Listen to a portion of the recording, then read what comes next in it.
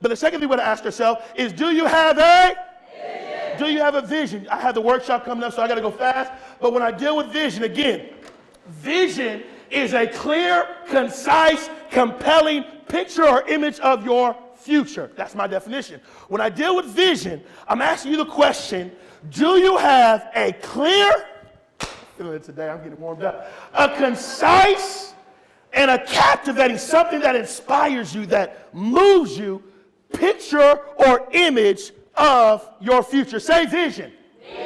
This is vision. Now, Joshua, why is this important? Oh, this is so important. Hear me. Vision is important because when I have a vision, I have direction.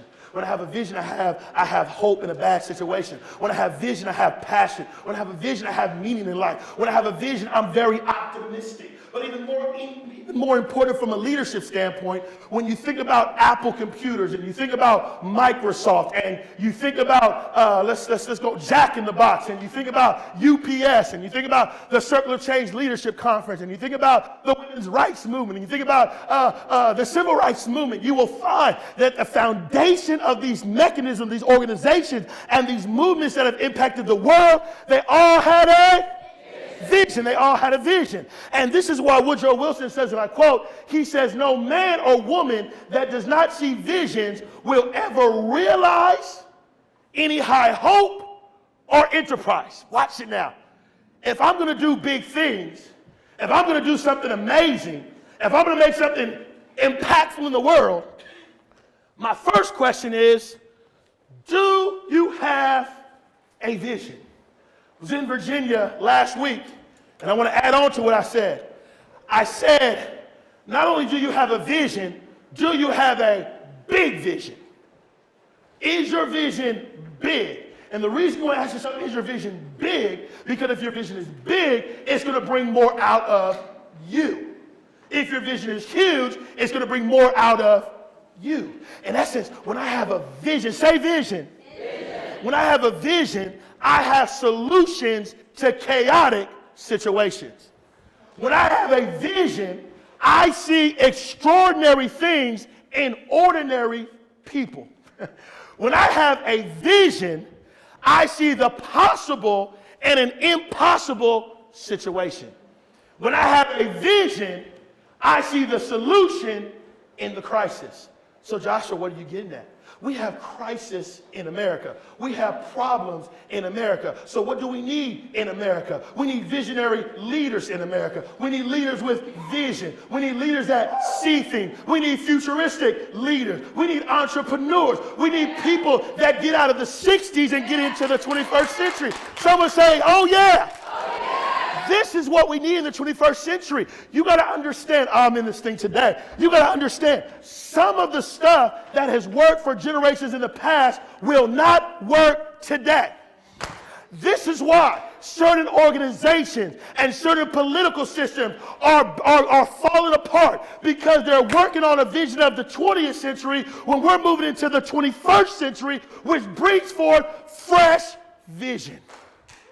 So, if I'm going to be a leader of the 21st century, I got to start tapping into visions that have never been created before. In the 20th century, you would have never imagined an African-American male becoming the first African-American president ever in American history.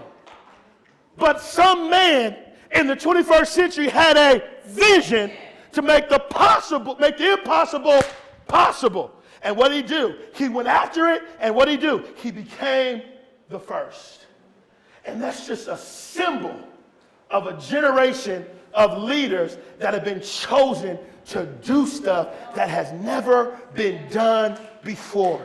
I don't know who's in here today, but I just feel there's vision, there's destiny, and there's purpose in here. And do not allow anyone to stop you from reaching your fullest potential. Say, oh yeah. Oh yeah. Say, oh yeah. Oh yeah. And why not tell you the story?